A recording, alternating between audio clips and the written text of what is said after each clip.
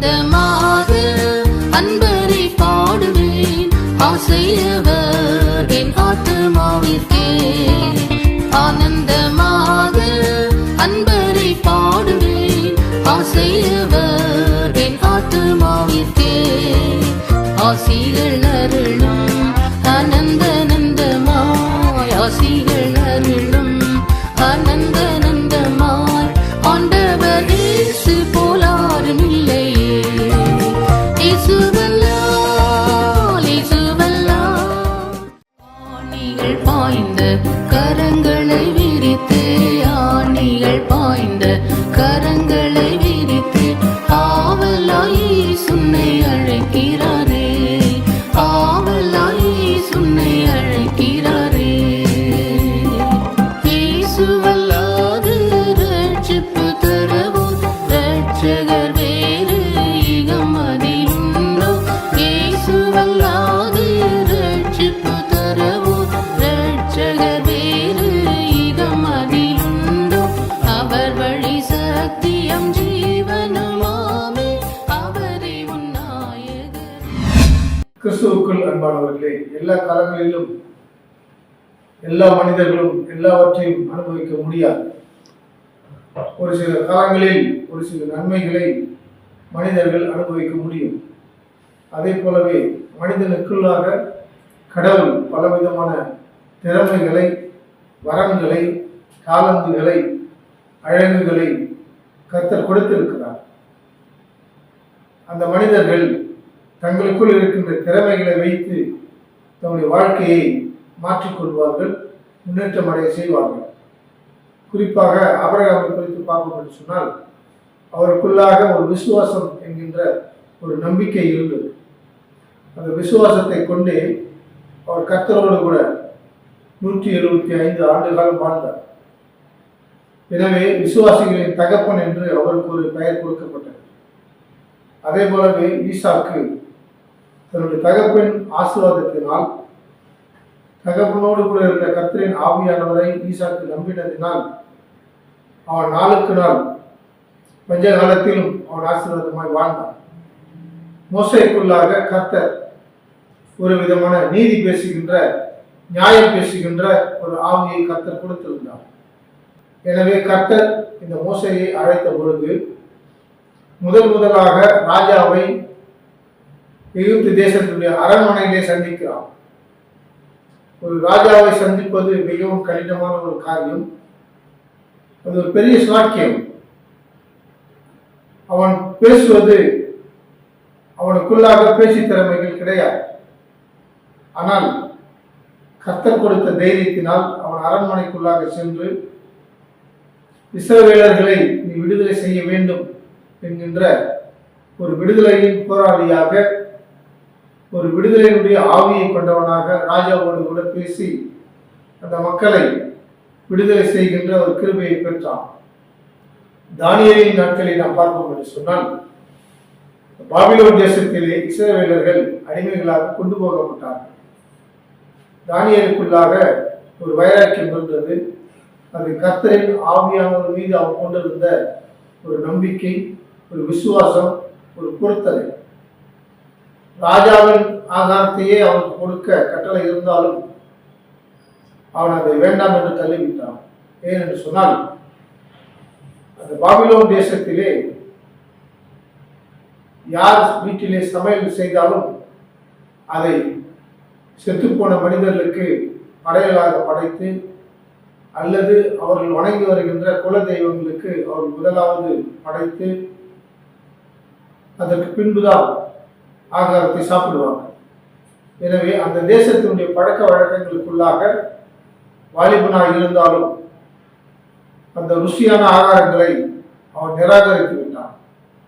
கிறிஸ்துவுக்குள் அன்பானவர்களே, இந்த தானியேல் தனக்குள்ளாக இருந்த ஒரு பழக்கத்தை அந்நிய தேசத்திலே பொறாமை கொண்ட மனிதர்களோடு கூட இருக்கும் பொழுது கூட அவன் அனுதினமும் தன்னுடைய கர்த்தரை, யெகோவாகிய தெய்வத்தை துதித்து பாடுவதிலே, அவன் ஜபம் பண்ணுவதிலே, முழங்கால் படியிட்டு ஜபம் பண்ணுகின்ற ஒரு பழக்கத்தை அவன் மாற்றிக்கொள்ளவே முடியாது என்று சொல்லிவிட்டான்.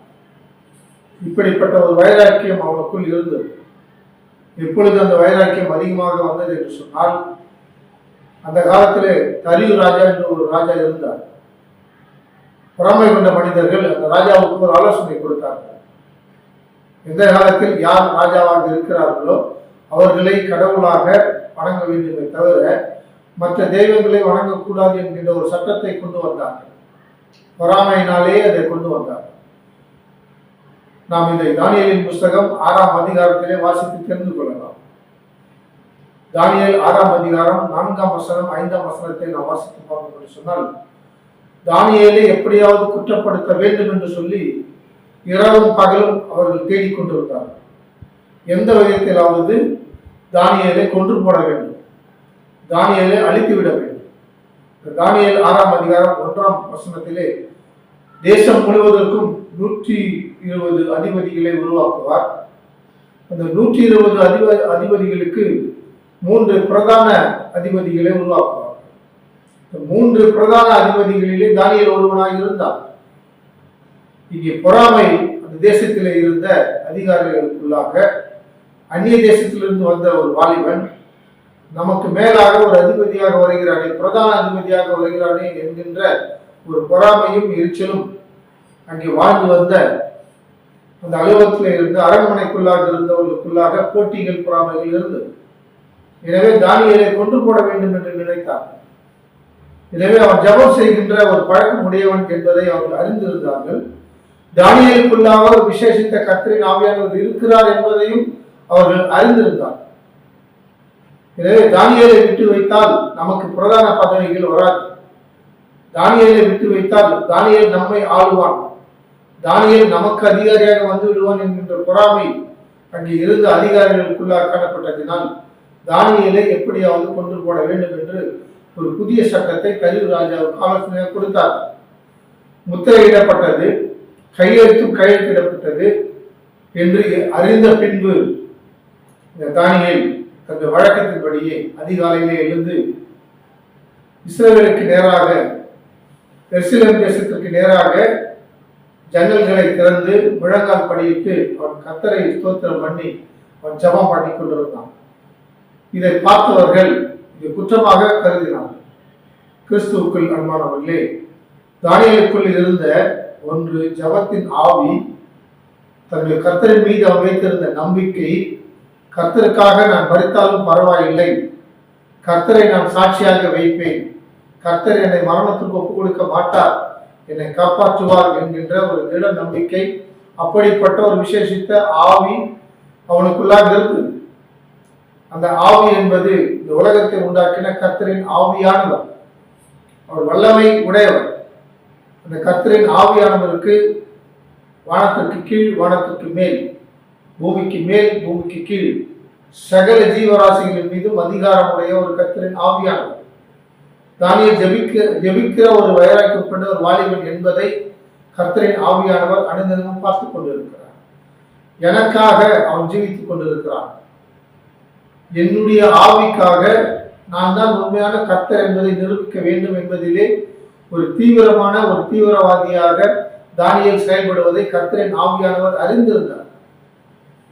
பொறாமை கொண்ட மனிதர்களுக்கு மத்தியிலே, சிலைகளை வணங்குகின்ற மனிதர்களுக்கு மத்தியிலே, மிருகங்களை செத்துப்போன மனிதர்களை வணங்குகின்ற அந்த கூட்டத்து மத்தியிலே இந்த வாலிபன் தைரியமாக துணிச்சலாக நண்பர்களோடு கூட அல்ல, தனியாக நின்று தனி ஒரு மனிதனாக நின்று ஜெபிக்கின்ற ஒரு பழக்கம், தனித்துவம், அவனுடைய தனி திறமையை தனியாக அவன் வெளிப்படுத்துகிறான். தனக்குள் இருக்கின்ற ஆவியானவரை அவன் உபயோகப்படுத்தி தனக்குள் இருக்கின்ற ஆவியின் வரன்களை, இந்த வார்த்தைகளை சொல்லி தனக்குள்ளே இருக்கின்ற அபிஷேகத்தை அவன் தனியாக செயல்படுத்துகிறான். குழுவாக அல்ல, தனி ஒரு மனிதனாக நின்று ஜெபித்தால் எல்லா காரியத்தையும் சாதிக்க முடியும்.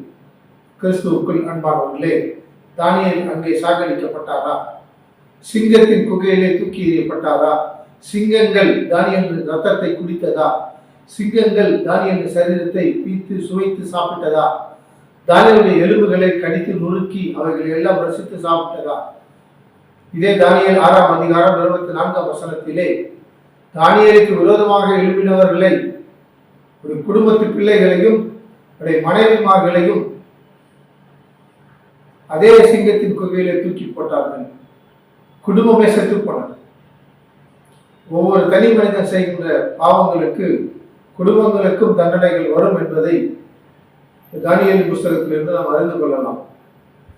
நாமும் நம்முடைய வாழ்க்கையிலே நமக்கு எதிரிகள் உண்டு, பொறாமை கொண்ட மனிதர்கள் உண்டு, நம்மை கெடுக்கிறவர்கள் உண்டு, குற்றப்படுத்துகிறவர்கள் இருக்கிறார்கள், துன்மார்க்கர்கள் இருக்கிறார்கள். இவைகளுக்கு மத்தியிலே தான் நாம் அதிகாரிகளாக வாழ்ந்து கொண்டிருக்கிறோம். இப்படிப்பட்ட கூட்டத்து மக்கள் மத்தியிலே தான் நாம் தொழில் செய்து கொண்டிருக்கிறோம். இப்படிப்பட்ட கூட்டத்து மக்கள் மத்தியிலே தான் நாம் ஊழியம் செய்து கொண்டிருக்கிறோம். ஆனால் தானியேலை போல தனியாக நாம் ஜெபம் பண்ணுகின்ற ஒரு பழக்கத்தை வைத்திருக்கிறோமா? நீங்கள் ஒவ்வொருவரும் தனித்தனியாக தானியேலை போல ஜெபம் பண்ணுகின்ற ஒரு வைராக்கியம் உடையவர்களாக நாம் இருக்கிறோமா?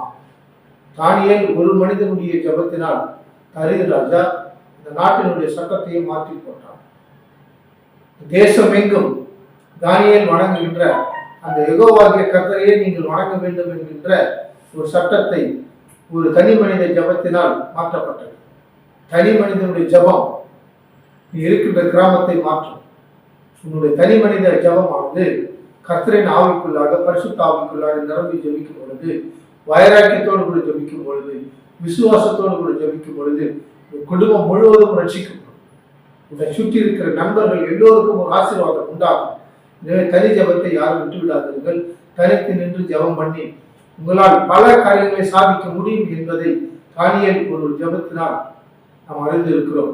இரண்டாவதாக எலியா என்கின்ற ஒரு தீர்க்கதரிசி. நாம் இந்த 1 ராஜாக்களின் புஸ்தகம் 18ஆம் அதிகாரம் 22ஆம் வசனத்தை நாம் வாசித்து பார்ப்போம் என்று சொன்னால் அழகாக புரிந்து கொள்ளலாம். ஆகார்களின் தீர்க்கதரிசிகளாகி நீங்கள் 450 பேராக இருக்கிறீர்கள், நான் ஒருவன் மாத்திரமே தனியாக இருக்கிறேன் என்று சொல்லுவார். இந்த எலியா சொல்லுகின்ற வார்த்தை, நீங்கள் பாகால்களை வணங்குகின்ற தீர்க்கதரிசியாக 450 பேர் இருக்கிறீர்கள், நான் ஒருவன் மாத்திரமே யெகோவாகிய கர்த்தரின் ஆவியினுடைய தீர்க்கதரிசனத்தை சொல்லுகின்றவன் தனி ஒரு மனிதனாக நிற்கிறேன் என்று சொல்லுவார். இங்கே 2 குழுக்களுக்கு போட்டி. இது குழுக்கள் அல்ல, தனி மனிதனுக்கும் ஒரு பெரிய கூட்டத்து மக்களுக்கும் அங்கே ஒரு சவால் விடுகின்ற ஒரு நேரத்தை நாம் பார்க்கலாம். அதே போலவே முதலாவதாக இந்த எலியா இந்த 450 பேர் அதற்கு மேல் இருக்கின்ற கூட்டத்து மக்களுக்கு விட்டுக் கொடுக்கின்ற ஒரு சுவாபம் உடையவனாக இருக்கிறார். விட்டுக் கொடுக்கின்ற ஒரு சுவாபம். தீர்க்கதரிசியாக இருந்தாலும் அவன் வைராக்கியம் உடையவனாக இருந்தாலும் விட்டுக் கொடுக்கின்ற ஒரு பழக்கத்தை நாம் இங்கே பார்க்கலாம். 1 ராஜாக்களின் புஸ்தகம் 18ஆம் அதிகாரம் 25ஆம் வசனத்திலே, நீங்கள் அநேகராக இருக்கிறீர்கள், எனவே நீங்களே முதலாவது உங்களுடைய தெய்வங்களை நீங்கள் வழிபடுங்கள் என்று சொல்லுவாங்க. நீங்கள் முதலாவது ஆடுங்கள், பாடுங்கள், மேளங்களை அடியுங்கள், நீங்கள் என்ன செய்ய வேண்டுமோ அதை நீங்கள் செய்யுங்கள். இந்த வழக்கத்தின்படி நீங்கள் எதை செய்கிறீர்களோ வழக்கமாக அதை செய்கிறீர்கள். அதற்கு நான் தடையாக இருக்க விரும்பவில்லை. I don't want to compete with you. நான் உங்களோடு கூட போட்டி போட விரும்பவில்லை. ஒரு தீர்க்கதரிசிக்குள்ளாக இருக்கின்ற ஒரு நல்ல பழக்கம் விட்டுக் கொடுக்கிறார். எதிரிகளுக்கு முதலிடத்தை கொடுப்பதை நாம் பார்க்கிறோம். மூன்றாவதாக இதே 1 ராஜாக்களின் புஸ்தகம் 18ஆம் அதிகாரம் 30ஆம் வசனத்திலே இதே எலியா அந்த எதிரிகள் எல்லாரையும் பாகால்களை தீர்க்கதரிசி எல்லோரையும் ஒன்றாக கூடி வர செய்து, நீங்கள் இம்மட்டும் ஆடினீர்கள், பாடினீர்கள், உங்களுடைய தெய்வம் உங்களுக்கு பதில் சொல்லவில்லை. எனவே இப்பொழுது நான் உங்களை அழைக்கிறேன், உங்களுடைய நேரம் முடிந்து விட்டது, என்கிட்டே வாருங்கள் என்று சொல்லி அவங்களை அழைப்பார். அழைத்த பின்பு 31ஆம் வசனத்தை நாம் வாசிக்க கேட்கலாம். உனக்கு இஸ்ரவேல் என்னும் பேர் இருப்பதாக உனக்கு இஸ்ரவேல் என்னும் பெயர் இருப்பதாக என்று சொல்லி கர்த்தருடைய வார்த்தையை பெற்ற யாக்கோபின் குமாரனால் உண்டான கோத்திரனுடைய இலக்கத்தின்படியே யாக்கோபின் குமாரனால் உண்டான 12 கோத்திரங்களின்படியே 12 கற்களை எடுத்து அந்த கற்களாலே கர்த்தருடைய நாமத்துக்கென்று ஒரு பலிபீடத்தை கட்டி பலிபீடத்தை சுற்றிலும் தானியம் அளக்க பலிபீடத்தை கட்டி. கிறிஸ்துவுக்குள் அன்பானவர்களே, இங்கே ஒரு பழக்கத்தை அவன் நினைவு கூறுகிறான். யாக்கோபினுடைய இந்த கோத்திரத்து பிதாக்களை நினைவு கூர்ந்து 12 கோத்திரங்களுடைய அடையாளங்களை அவன் நினைத்து அதன்படியே அவன் அங்கே ஒரு பலிபீடத்தை செப்பனிடுகிறான். அதாவது கெட்டு போயிருந்த ஒரு பலிபீட இடத்தை அவன் சுத்தம் செய்து அந்த இடத்தை அவன் ஒழுங்குபடுத்தி அந்த இடத்திலே கர்த்தருக்கென்று அங்கே கட்டைகளை விறகுகளை எல்லாம் அடுக்கி அதன் மீது காளையை வைத்து அந்த பலிபீடத்தை சுற்றிலும் தானியங்களை விதைத்து அங்கே வாய்க்கால்களை உண்டு பண்ணி அங்கே தண்ணீரை வரவேற்கிறார். கிறிஸ்துவுக்குள் அன்பானவர்களே, 3 முறை 4 குடம் தண்ணீரை ஊற்றுங்கள் என்று சொன்னார். 3 முறை தண்ணீரை ஊற்றுங்கள் என்று சொல்லி இங்கே அவர்களுக்கு கட்டளை கொடுக்கிற ஒரு எலியாவை நாம் பார்க்கலாம். விறகுகளின் மீது தண்ணீர் ஊற்றினால் என்ன நடக்கும்? இந்த விறகுகள்லாம் ஈரமாக்கி போய்விடும். அதற்கு பின்பு எரியுமா? இந்த கர்மேல் மலையில் இருந்த மக்கள் ஒரு பழக்கத்தை வைத்திருந்தார்கள். பாகால்களை வணங்குகிறவர்கள் கர்மேல் மலை மீது கட்டைகளை அடுக்கி காளையை வைத்து அதை நெருப்பு கொண்டு கொளுத்தி அந்த காளை அந்த கட்டைகளை எல்லாம் சாம்பல் ஆக்கி அந்த சாம்பல்களை வாரிக்கொண்டு போய் தங்களுடைய வயல்களிலே அந்த கர்மேல் மலையிலே அவர்கள் விளைச்சல் நிலங்களை வைத்திருந்தார்கள். இந்த விளைச்சல் நிலங்களிலே இந்த சாம்பல்களை கொண்டு போய் எருவாக அவர்கள் தூவி அங்கே விவசாயம் செய்தார்கள். அவர்களுக்குள்ளாக ஒரு நம்பிக்கை இருந்தது. இப்படி கடவுளுக்கு படைக்கப்பட்ட இந்த பாகால்களுக்கு படைக்கப்பட்ட அந்த படையல்களை கர்த்தர் நுகர்ந்தார். இந்த காலை எரியும் பொழுது அந்த இறைச்சி எரியும் பொழுது அந்த வாசனையை ஆவிகள் ஏற்றுக்கொள்ளும். தூபம் காட்டுவதற்கு அடையாளமாக இருக்கும். இந்த எரிந்து போன அந்த இறைச்சி அந்த கட்டைகள் எல்லா சாம்பல்களை வாரி நாங்கள் பயிர் செய்கிற கோதுமை பயிர் செய்கின்ற அந்த நிலங்களின் மீது அவர்கள் அதை உரமாக போட்டு அங்கே பயிர் செய்து வந்தார்கள். அவர்கள் அப்படி செய்து வந்ததினால் அங்கே விளைந்து வந்த அந்த கோதுமை நவதானியங்கள் எல்லாம் செழிப்பாக வளர்ந்தது. அதிகமாக அவர் லாபங்களை எடுத்தார்கள். ஆதாரங்களை வணங்கி வந்தவர்களுக்குள்ளாக இருந்த இந்த கர்மேல் மலையிலே வாழ்ந்து வந்த மலைப்பகுதியில் வாழ்ந்து வந்த மக்களுக்கு இப்படிப்பட்ட ஒரு நம்பிக்கை இருந்தது. அந்த நம்பிக்கையை தான் பாகால்களின் தீர்க்கதரிசிகள் முதலாவதாக செய்தார்கள். அதை செய்வதற்கு எலியா விட்டு கொடுத்தார். இப்பொழுது எலியா நெருப்பு கொண்டு கொளுத்தவில்லை. அவன் கர்த்தரின் ஆவியானவரை நோக்கி, உம்முடைய வார்த்தைகளின்படியே நான் இவைகளை செய்தேன், என்னை கேட்டருளும், என்னை கேட்டருளும், ஊழியக்காரனாகி என்னை கேட்டருளும் என்று சொல்லி எலியா அங்கே ஒரு ஜபத்தை ஏறெடுப்பார். அங்கே ஜபத்தை ஏறெடுக்கும் பொழுது 38ஆம் வசனத்திலே வானத்திலிருந்து அக்கினி இறங்கின. மனிதன் நெருப்பை கொண்டு கொளுத்தவில்லை. வானத்திலிருந்து எலியா தனி ஒரு மனிதனாக சவால் விட்டு வைராக்கியமாக நின்று பாகால்களின் தீர்க்கதரிசிகளுக்கு முன்பாக தனி ஒரு மனிதனாக நின்று யெகோவாகிய கர்த்தரின் ஆவியானவரே உண்மையான தெய்வம் என்பதை அங்கே நிரூபித்து காட்டினான். அவன் தனியாக நின்று போராடுவதை பரலோக ராஜ்யம் பார்த்து கொண்டிருந்தான். தனி மனிதனாக அவன் ஜபம் பண்ணுவதை, அந்த பலிபீடத்தை அவன் சுத்தம் செய்வதை, அங்கே படையல்களை வைத்து அந்த விறகுகளை படைத்து காளையை வைத்து அவன் கர்த்தரை நோக்கி ஜபம் பண்ணுவதை அங்கே கர்த்தரின் ஆவியானவர் பார்த்து கொண்டிருந்தார். அவர் சொல்லுகிற வார்த்தைகளை கேட்டுக்கொண்டிருந்தார்.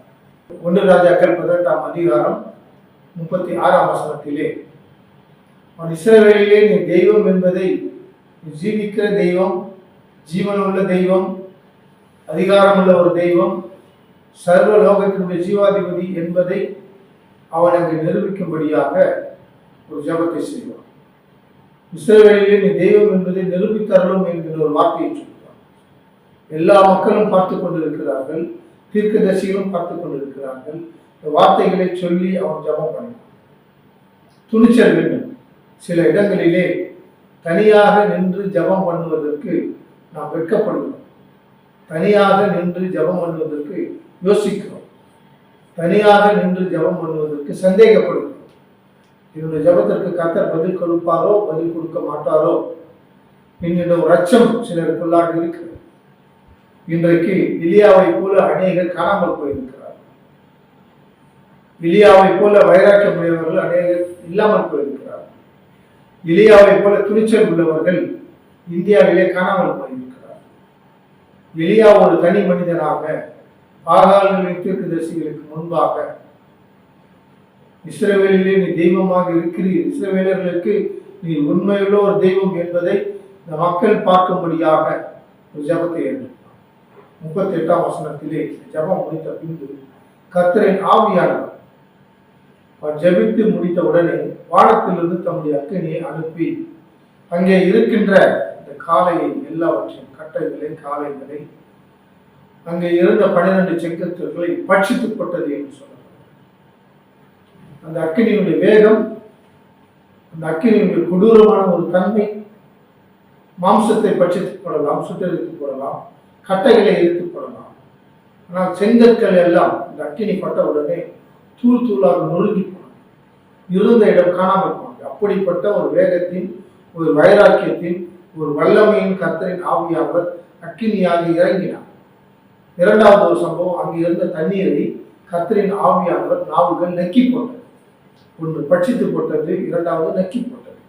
எதை எப்படி செய்ய வேண்டும் என்பதை கர்த்தரின் ஆவிக்குள்ளாக பகுத்தறிவு கொண்ட ஒரு ஆவியானவர், அனந்த ஞானம் கொண்ட ஒரு ஆவியானவர் எதை எப்படி செய்ய வேண்டும் என்பதை கர்த்தரின் ஆவியானவர் அறிந்திருந்தார்.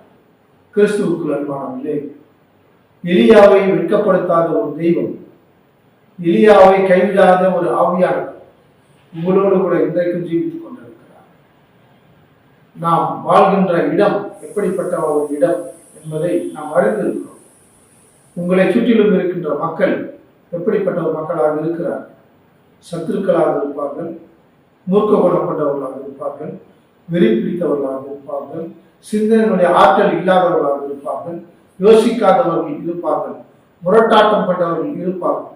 ஆனால் இவர்கள் மத்தியிலேயும் எலியாவை போல வைராக்கியமாக, சாட்சியாக கர்த்தர் என்னோடு கூட இருக்கிறார் என்பதை நாம் நிரூபிக்க வேண்டிய ஒரு காலத்திற்குள்ளாக, கட்டாயத்திற்குள்ளாக நாம் அழைக்கப்பட்டிருக்கிறோம்.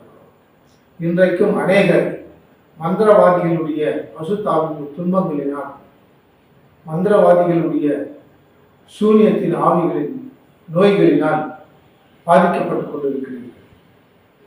எலியாவை போல அல்லது தானியேலை போல நீங்கள் தனியாக நின்று உங்களோடு கூட போராடுகின்ற மனிதர்களுக்காக நாம் ஜெபிக்க அழைக்கப்பட்டிருக்கிறோம். நீதி வழங்குவது கர்த்தருடைய வேலையாக இருக்கிறது. தானியேல் தனது வழக்கத்தின்படிதான் ஜெபம் பண்ணான். அந்த தேசத்தில் இருக்கிற விரோதிகள் எல்லாம் செத்து போக வேண்டும் என்று ஜெபம் பண்ணவில்லை. அதே போலவே எலியா, என்னுடைய ஆவியானவர் யெகோவாகிய கர்த்தரின் ஆவியானவர் என்னோடு கூட இருக்கிறார் என்பதை அவன் நிரூபித்து காட்டினானே தவிர, அங்கே இருந்த பாகால்களை தீர்க்கதரிசிகள் எல்லோரையும் அழித்து போடும்படியாக ஜெபம் பண்ணவில்லை. நாம் கர்த்தரை நோக்கி அனுதினமும் ஜெபம் பண்ணுகின்ற ஒரு பழக்கமுடையவர்களாக இருந்தால், நாம் நேரத்தை மாற்றாமல் கருத்தாய் ஜெபம் பண்ணி வைராக்கியத்தோடு கூட முழங்காலிலே நின்று ஜெபம் பண்ணினால், கர்த்தரின் ஆவியானவர் நம்ம சுற்றி இருக்கிற விரோதிகள், சத்துருக்கள், துன்மார்க்கர்கள் எல்லாரையும் நீதி வழங்குவது, நியாயம் வழங்குவது அவருடைய வேலை. அதை தான் இந்த 2 நபர்களுடைய வாழ்க்கையிலே ஜெபத்திலே நாம் பார்க்கலாம். மூன்றாவதாக இயேசுவுடைய தனிப்பட்ட ஒரு ஜெபம், தானியேலின் தனிப்பட்ட ஒரு ஜெபம், எலியாவினுடைய தனிப்பட்ட ஒரு ஜெபம், உலகத்தை ரட்சித்த இயேசு கிறிஸ்துவிய தனிப்பட்ட ஒரு ஜெபம். மத்தேயுவின் புஸ்தகம் 26ஆம் அதிகாரம் 36ஆம் வசனத்திலே சீடர்களை அழைத்து, நீங்கள் இங்கேயே இருங்கள், நான் தனியே போய் ஜெபிக்கப் போகிறேன். செப்பரேட்டட்.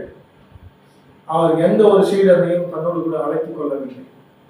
விசேஷித்த சீடர்கள் இருந்தார், அந்தரங்க சீடர்கள் இருந்தார், நல்ல ஆலோசனை கொடுக்கிற சீடர்கள் இருந்தார்கள், விசுவாசம் உள்ள சீடர்கள் இருந்தார்கள். ஆனால் ஒருவரையும் அவர் ஜெபிக்கும் பொழுது தன்னோடு சேர்த்துக் கொள்ளவில்லை. மலையின் மீது போய் இரவு முழுவதும் ஜெபித்தார்.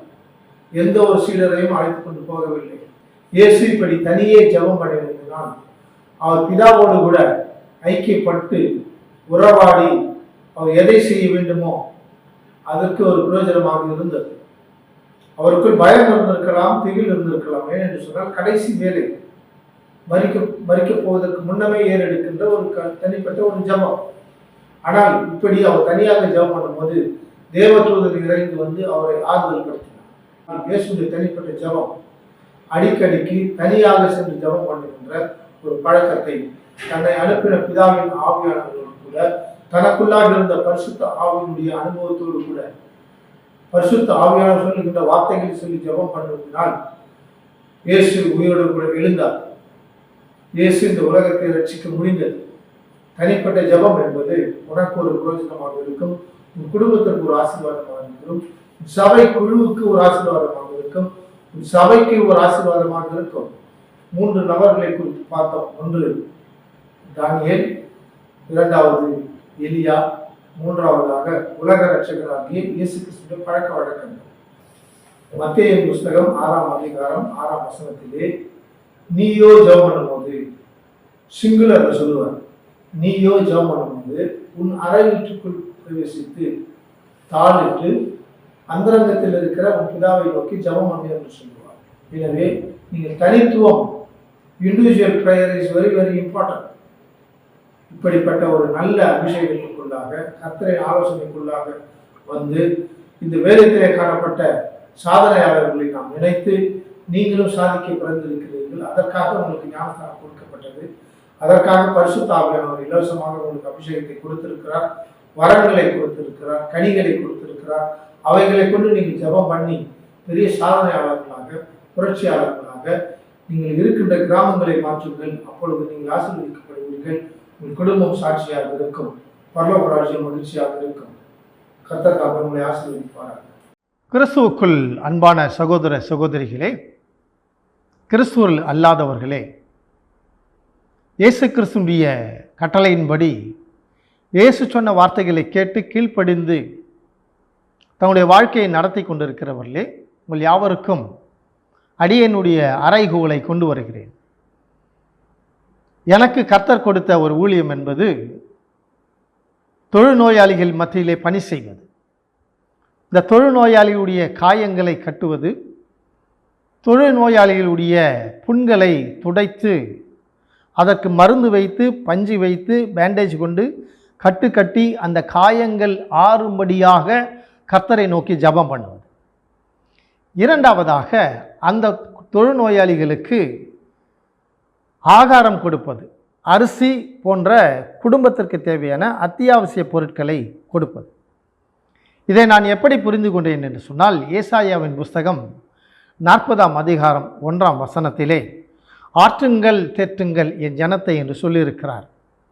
இந்த ஆற்றுங்கள் தேற்றுங்கள் என்று சொல்லப்பட்ட மக்கள் தொழுநோய் கொண்டவர்கள், கைகளிலே விரல்கள் இல்லாதவர்கள், கால்களிலே விரல்கள் இல்லாதவர்கள், பாதங்களில் கீழாக புண்களை கொண்டவர்கள், சரீரத்திலே வெடிப்புகளை கொண்டு கெட்ட நீர்களும் சீழ்களும் சரீரத்திலே வடிந்து கொண்டிருக்கும். அவர்கள் அருகிலே யாரும் செல்ல மாட்டார்கள், அவர்களை பார்த்து யாரும் ரசிக்கவும் மாட்டார்கள். ஆனால் இயேசு கிறிஸ்து ஒரு குஷ்டரோகி வரும் பொழுது அவனை அழைத்து அவன் மீது கையை வைத்து, எனக்கு சித்தம் உண்டு, சுத்தமாகு என்று அவனை தொட்டார். ஒரு காலகட்டத்திலே தீண்டாமை இருந்தது, இந்த தொழுநோய் பரவும் என்கின்ற அச்சமும் இருந்தது. ஆனால் 1ஆம் நூற்றாண்டு திருச்சபையிலேயும் அது இருந்தது, 21ஆம் நூற்றாண்டு திருச்சபையிலேயும் அது இருக்கிறது. எனவேதான் சபைகளின் வாசல்களிலே, மசூதிகளின் வாசல்களிலே, இந்து ஆலயங்களின் வாசல்களிலே இந்த சரீரத்தினால் பாதிக்கப்பட்டவர்கள் கையேந்தி போகிறவர்களும் வருகிறவர்களையும் பக்திமான்களையும் நீதிமான்களையும் கொடுத்து உதவும்படியாக கேட்டுக்கொண்டிருக்கிறார்கள். இந்த தொலைக்காட்சியின் மூலமாக அடியேனும் உங்களிடத்திலே ஒரு உதவியை கேட்கிறேன். உங்களால் முடிந்தால் நீங்கள் அவர்கள் வாழ்கின்ற இடத்திற்கு சென்று உதவிகளை செய்யுங்கள். கர்த்தர் உங்களை மென்மேலும் ஆசீர்வதிப்பாராக. இவர்களுக்கு தேவையான கஞ்சும் பஞ்சும், அவருடைய சரீரம் குளிர்ச்சியாக இருக்க வேண்டும் என்பதற்காக அந்த பழைய சோறு, பஞ்சு என்பது அந்த புண்களிலே வடிகின்ற கெட்ட நீர்களை துடைத்து, கெட்ட இரத்தங்களை துடைத்து, கெட்ட சீழ்களை துடைத்து அந்த காயங்கள் மேலும் பரவாமல் இருப்பதற்கு உதவி செய்யும்படி உங்களை அன்போடு கூட கேட்கிறேன். பணமாக நான் கேட்கலாம், ஆனால் முதலாவதாக நீங்கள் இந்த மருந்து மாத்திரைகளை, இந்த அரிசி போன்ற பொருட்களை வாங்கி என்னுடைய விலாசத்திற்கு நீங்கள் அனுப்புங்கள். அந்த பொருட்களை நான் மாதந்தோறும் சுமந்து கொண்டு போய் மலை அடிவாரத்தில் இருக்கின்ற அவர்களுக்கு நான் கொடுத்து வருகிறேன். இம்மட்டும் செய்து வருகின்ற உதவிகளுக்கு, ஜபங்களுக்கு கர்த்தர் உங்களை மென்மேலும் ஆசீர்வதிக்கட்டும். இப்படி பொருட்களை வாங்கி அனுப்ப முடியாதவர்கள் தயவுசெய்து நீங்கள் பணங்களை எங்கள் அக்கௌண்ட்டில் நீங்கள் போடுங்க, பேங்க் அக்கௌண்ட்டில் போடுங்க. கூகுள் பே, ஃபோன்பே போன்ற வசதிகளும் இருக்கிறது. வயது சென்றவர்கள் நீங்கள் அப்படி பணத்தை அனுப்பலாம். இதுவும் முடியாது என்று சொன்னால் நீங்கள் மணி ஆர்டர் பண்ணுங்கள். தொடர்ந்து இப்படி உதவி செய்கின்ற பெயர்களை வைத்து நாங்கள் ஜெபித்து கொண்டு இருக்கிறோம். என்னுடைய ஜெபக்குழு உங்கள் ஒவ்வொருவருக்காக ஜெபித்து கொண்டிருக்கிறது. உங்களுடைய ஜெப தேவைகளை தயவுசெய்து நீங்கள் தெரியப்படுத்தலாம். நாங்கள் தொடர்ந்து ஜெபித்து உங்களுடைய நன்மைக்காக, உங்களுடைய சந்தோஷத்திற்காக, உங்களுடைய சமாதானத்திற்காக, ஆயுசு காலங்களுக்காக எங்களுடைய நிறுவனம் தொடர்ந்து ஜெபித்து கொண்டிருக்கும். அப்படிப்பட்ட நன்மைகளை செய்து தொழுநோயாளிகள் சந்தோஷப்படுத்தி, பரலோக ராஜ்யத்தையும் சந்தோஷப்படுத்தி, பூமியிலே நாம் எல்லோரும் ஒருமனப்படும் பொழுது பரலோக ராஜ்யம் திறக்கப்படும். பரலோக ராஜ்யம் நாம் வேண்டிக் கொள்ளுகின்ற எல்லாவற்றையும் கொடுக்கும். அப்படிப்பட்ட கிருபைகளை கர்த்தர் உங்களுக்கு கொடுத்து ஆசீர்வதிப்பாராக. நந்தியால் பாடிடுவோம், நந்தியால் பாடிடுவோம். நல்லவரே இயேசு நல்கிய எல்லா நன்மைகளை நினைந்தே, நல்லவரே இயேசு நல்கிய எல்லா நன்மைகள்